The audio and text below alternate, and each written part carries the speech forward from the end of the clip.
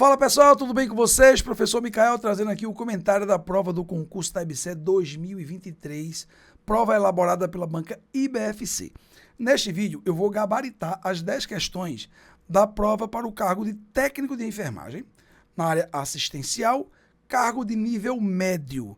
Vou responder as 10 questões com muito detalhe para tirar possíveis dúvidas que você tenha em cada uma das questões. Também quero dizer que se você não está inscrito no canal Professor Micael, inscreva-se agora. Esse canal ele tem conteúdo exclusivo para concursos públicos e tem muita coisa boa já e tem muita coisa ainda por vir. Então é muito importante que você, além de se inscrever, ative o sininho de notificações para que você seja avisado toda vez que um conteúdo novo for postado por aqui. Quando eu entrar ao vivo aqui no YouTube, que acontece com muita frequência, você ser logo avisado e poder usar desse conteúdo aqui que eu sempre procuro fazer da melhor forma possível. Também é muito importante que você deixe o seu like se você gostar do vídeo. Se você não gostar, deixa o dislike, aproveita, faz um comentário com crítica, com sugestões, para que eu possa avaliar como esse trabalho está sendo feito, já que ele é para você. Eu quero entender o conteúdo que melhor te agrada. E mais importante ainda é que você compartilhe também esse vídeo com um amigo seu, que fez a mesma prova que você, que está na mesma luta que você. Compartilha, você vai ajudar o seu amigo e vai ajudar também aqui o professor Micael. E eu deixei na descrição do vídeo um projeto que eu estou iniciando quando eu lanço esse vídeo aqui no YouTube, que é o blog logicaimatemática.com.br, onde vai ser o meu novo ambiente para postar conteúdos para ajudar você a ser aprovado. E certo de que você vai seguir todas essas dicas, eu já vou sair da tela e vou responder a primeira questão, que diz o seguinte: para a resolução de problemas de sequências, apresenta-se a sucessão de letras maiúsculas A, D, G, um tracinho aqui.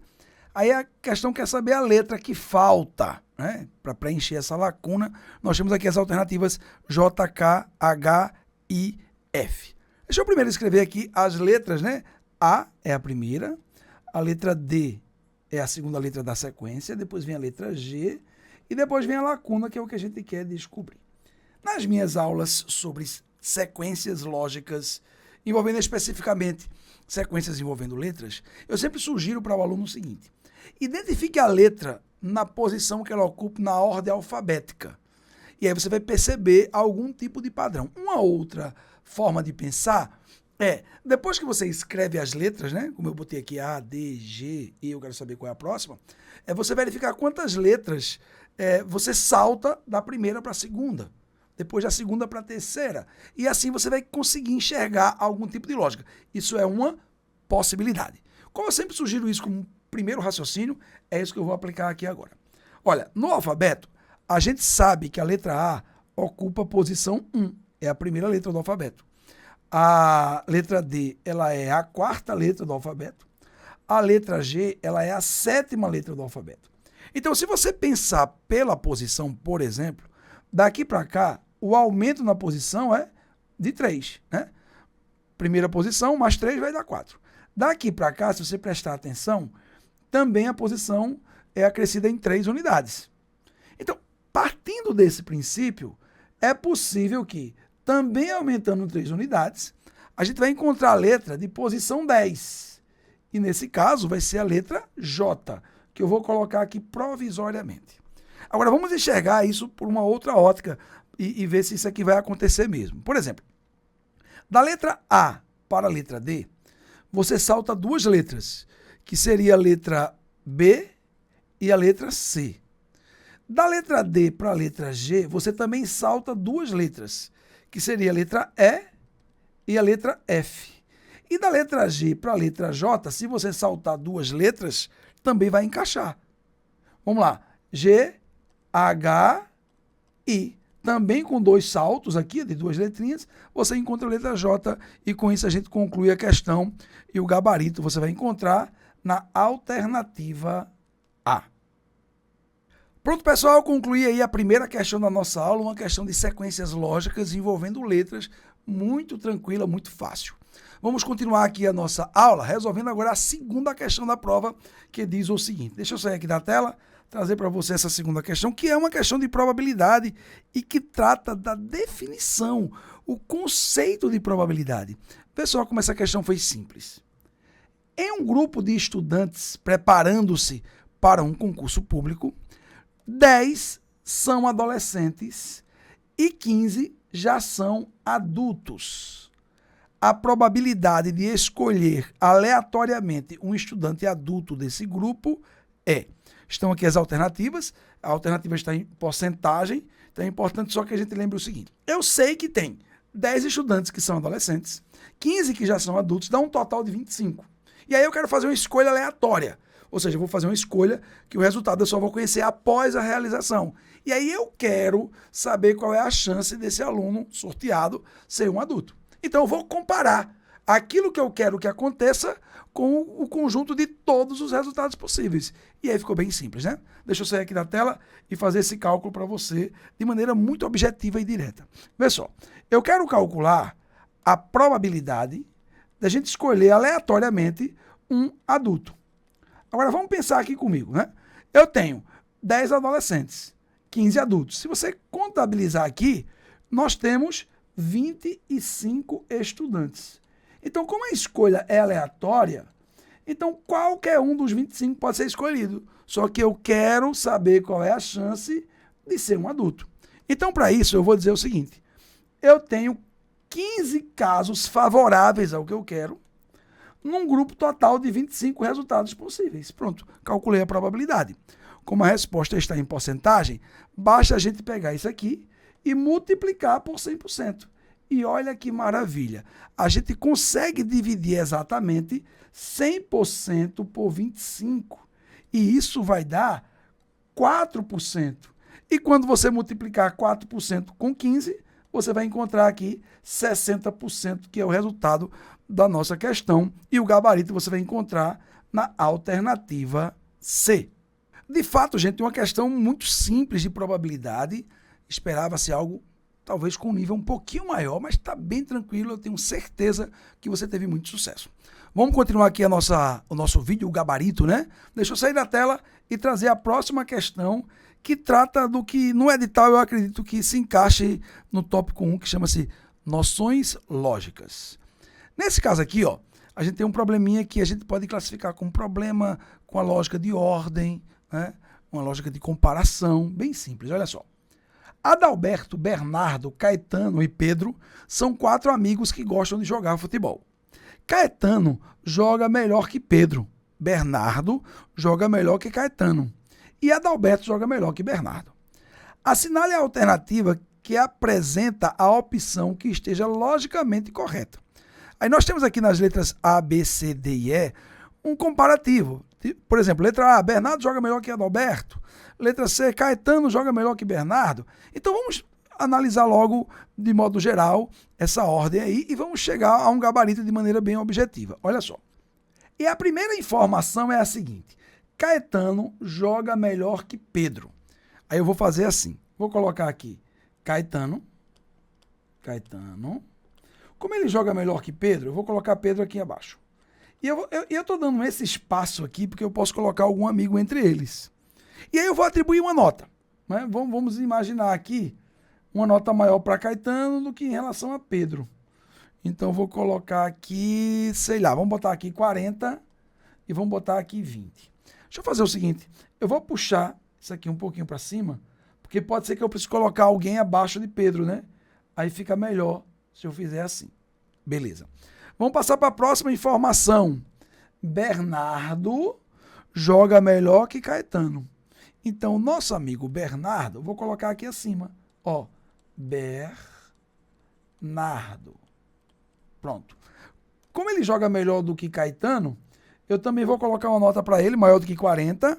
Eu vou seguir o mesmo padrão aqui, né? Vou botar 60, para dar para colocar aqui o próximo aqui, que é Adalberto, né?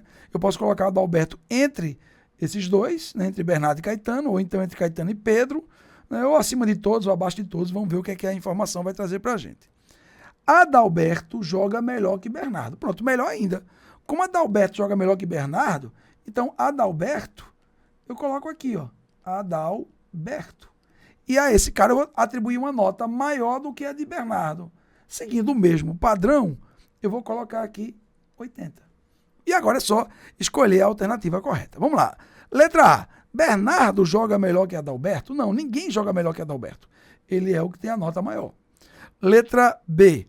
Caetano joga melhor que Bernardo? Também não. Olha só, Caetano tem nota 40, Bernardo tem nota 60.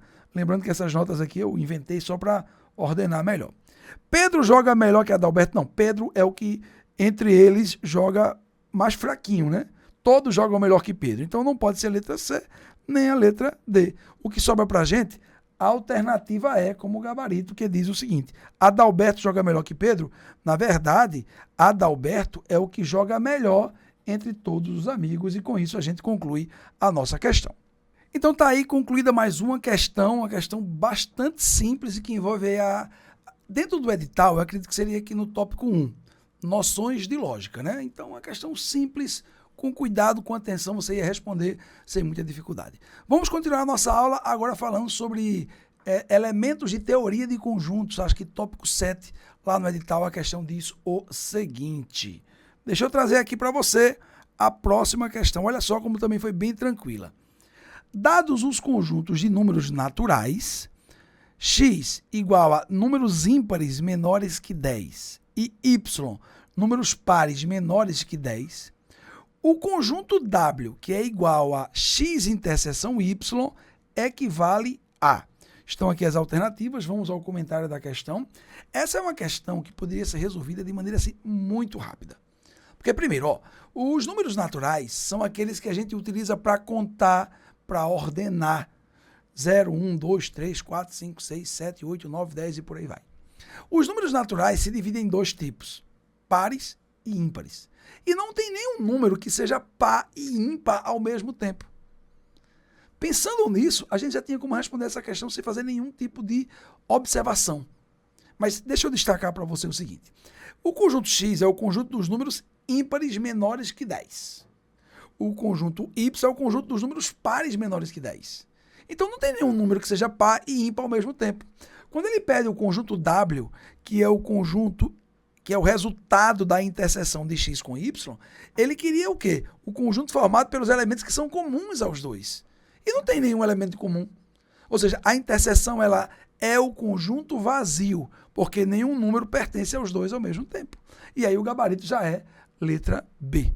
Pronto, acabou a questão. Mas de qualquer maneira, eu vou escrever só para que a coisa fique assim, fotografada, beleza?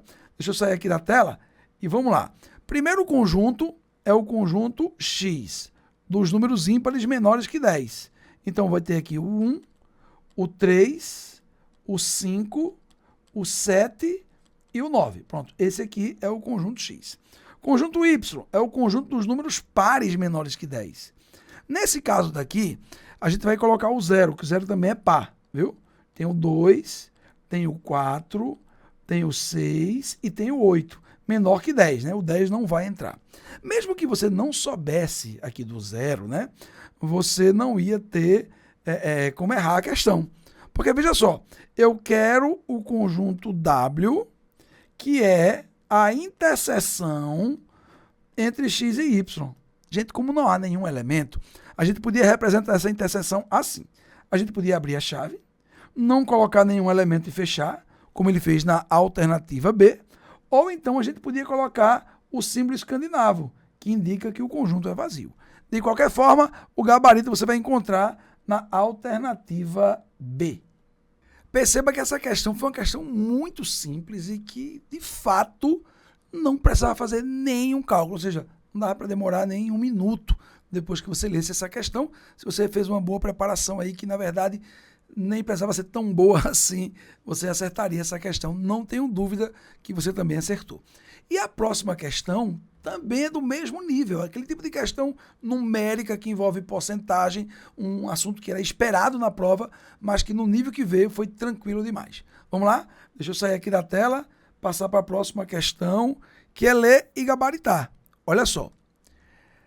Se um salário foi aumentado em R$500, o que corresponde a um aumento de 10% do valor original, o salário antes do aumento era, ou seja, o salário original dele, o valor original, Nós temos aqui as alternativas e vamos ao comentário aqui. Veja só, o aumento foi de R$500. Esse aqui não é o salário dele, é o aumento. Esse aumento corresponde a 10% do salário. Veja só, 10%. Gente, 10% é a 10ª parte do salário. O que significa dizer que o salário, de fato, seria 10 vezes 500. 10 vezes 500.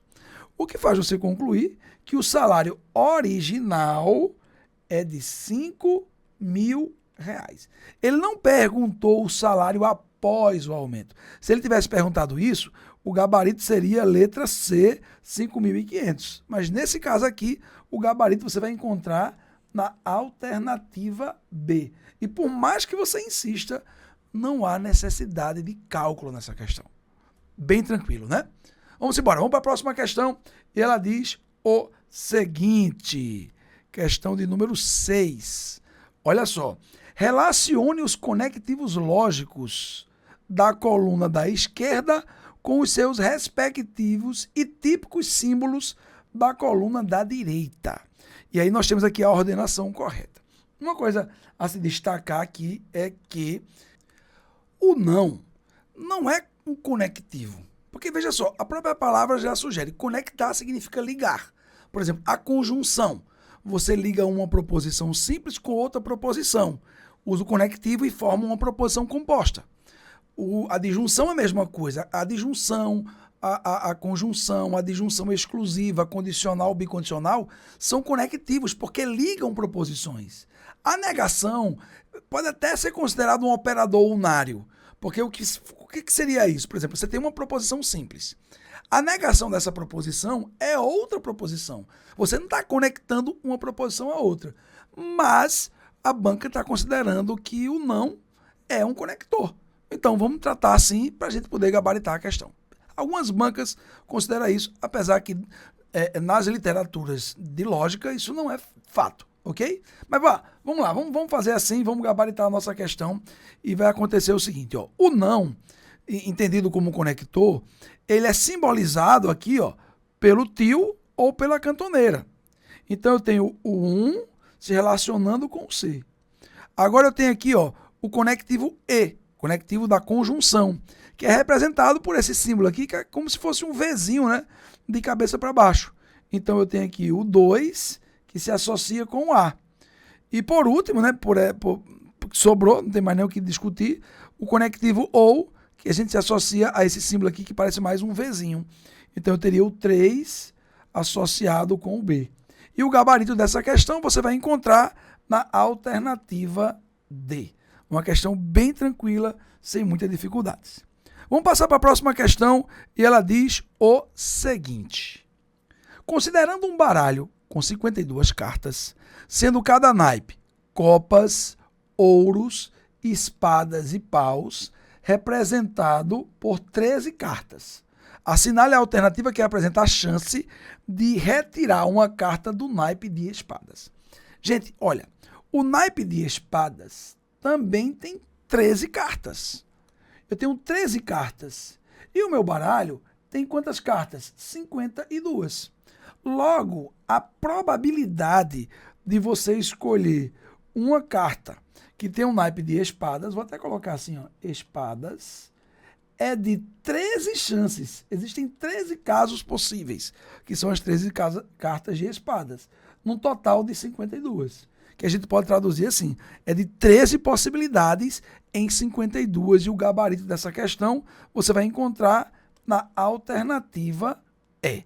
Também, gente, uma questão muito tranquila, sem muita dificuldade, né? Vamos passar logo para a próxima, né? Porque a gente não vai perder tempo com isso aqui. E a próxima questão traz aqui o conceito de fração, também um tema lá importante do nosso edital. E essa questão diz o seguinte. Se uma pizza foi dividida em 8 partes iguais e 2 dessas partes foram comidas, assinale a alternativa que apresenta quanto sobra da pizza. Estão aqui as alternativas, vamos ao comentário dessa questão. E só para a gente gastar um tempinho aqui, é o seguinte. Essa questão, ela exigiu do candidato o conhecimento de fração como uma relação entre parte e todo, basicamente isso. E uma outra coisa que ela vai exigir também é como você determinar frações equivalentes. Quando a gente tem uma fração, a gente pode representar a mesma parte do inteiro, trocando o numerador e denominador, como eu vou mostrar para você aqui em detalhes. Deixa eu sair aqui da tela e vamos traduzir o texto para a linguagem simbólica. Olha só. Quando a questão diz que a pizza foi dividida em 8 partes iguais e que 2 dessas partes foram comidas, a gente pode dizer o seguinte, ó, eles comeram 2 de 8. Se liga, o denominador, ele indica em quantas partes iguais o inteiro foi dividido. No caso aqui, o inteiro é a pizza. Então, ela foi dividida em 8 partes iguais. E foram comidas 2 dessas partes. Gente, o que foi que sobrou? Se a pizza tem 8 fatias e comeram 2, sobraram 6. Só que na hora de representar como fração, eu tenho que representar 6 partes de um total de 8 que a pizza tinha. E aí fica exatamente assim. Eu vou desenhar, na verdade, aqui para você enxergar tudo. Então, vou colocar aqui, ó, o que foi que sobrou, né? A sobra. Nesse caso, sobraram 6 partes das 8 que a pizza tinha. Quando você olha as alternativas, você não encontra esse resultado. E aí é onde entra a história das frações equivalentes. Você pode pegar essa fração daqui e, nesse caso, dividir o numerador e o denominador por o mesmo número. Ou seja, por 2. Você vai encontrar aqui 6 dividido por 2 dá 3, 8 dividido por 2 dá 4. 6 oitavos ou 6 sobre 8 equivale, corresponde a 3 quartos. E com isso você conclui a questão. O gabarito você vai encontrar na alternativa C. Também é uma questão muito simples, sem muita dificuldade. Vamos passar para a próxima questão, a questão de número 9, e ela diz o seguinte. Em uma biblioteca, há 50 livros do gênero romance, 40 do gênero autoajuda e 10 livros pertencem a ambos os gêneros. O total de livros na biblioteca é... Estão aqui as alternativas. Vamos ao comentário da questão, só destacando o seguinte. Pelo enunciado, a biblioteca só tem esses livros. Quando ele diz assim, há 50 livros do gênero romance e 40 livros do gênero autoajuda e 10 que pertencem aos dois, quando ele pede o total de livros da biblioteca, eu estou pensando assim, essa biblioteca só tem esses livros, né? Não tem livros que se encaixem em outras categorias, né? Porque pelo menos a questão não menciona isso. Então, vamos tratar como se esses mencionados no enunciado fossem os únicos livros. Vamos lá? Essa também é uma questão muito simples, que eu vou fazer desenhando. Eu vou colocar aqui, ó, um diagrama para todos os livros que são do gênero romance. Vou colocar aqui a letra R.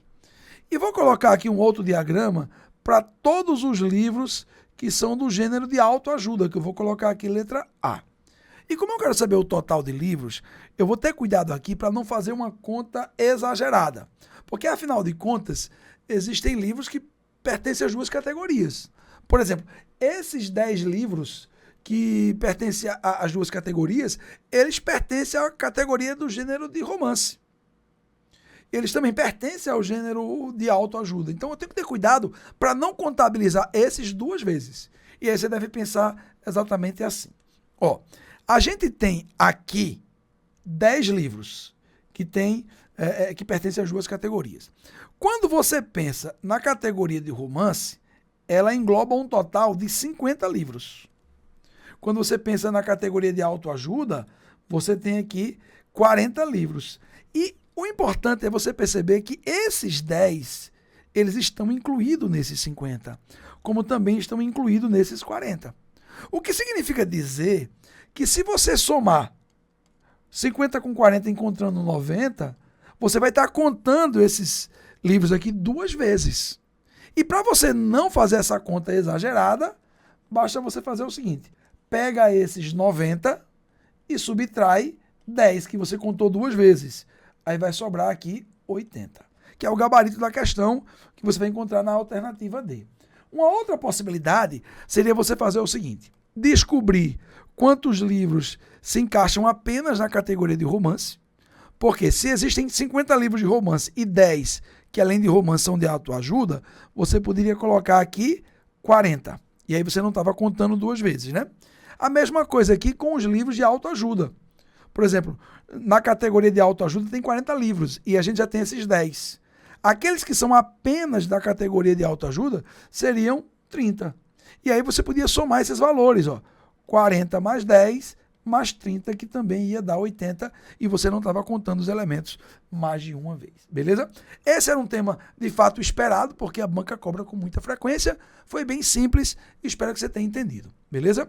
Se você já está gostando, deixa o teu like nesse momento, porque ajuda o YouTube a entender que esse conteúdo é relevante e vai ajudar outras pessoas distribuindo esse conteúdo e também vai ajudar o trabalho do professor Micael, beleza? Agora vamos passar para a última questão, que eu ainda classifico como uma questão que se encaixa no tópico 1, com noções de lógica. Ele tem sim, essa próxima questão, um pouco de noção de equação, mas eu acho que dá para a gente enxergar. A banca, acredito que ela não vai cancelar, pode ser até que cancele, mas eu acho que não, ela vai considerar isso como o tópico 1 de noções de lógica, beleza? Bom, no futuro a gente vai saber isso e depois eu vou colocar nos comentários o que foi que aconteceu. Mas vamos lá, deixa eu sair aqui da tela e vamos para a próxima questão, que é a última.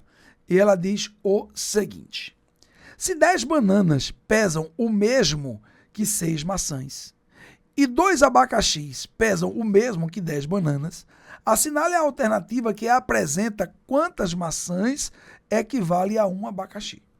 Vamos pensar isso aqui com cuidado. Ó, primeira informação: 10 bananas pesam o mesmo que 6 maçãs, ou seja, se correspondem. Vou colocar assim, ó, 10 bananas. As bananas eu vou representar pela letra B. Então, 10 bananas correspondem a 6 maçãs, que eu vou representar pela letra M.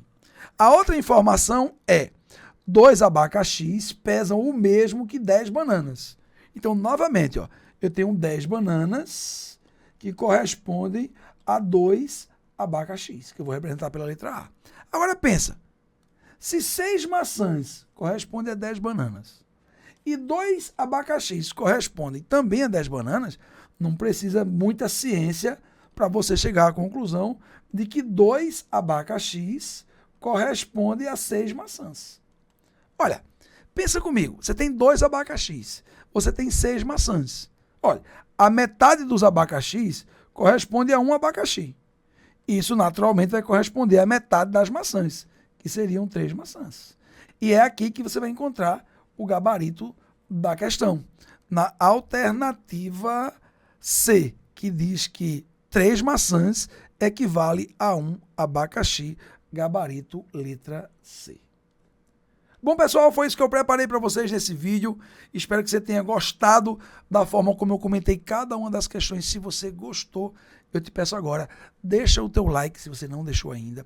Também é muito importante que você faça um comentário com as críticas, com as sugestões. Sugira tópicos, sugiram aulas, sugiram assuntos, porque o meu objetivo é trazer para você o conteúdo de melhor qualidade.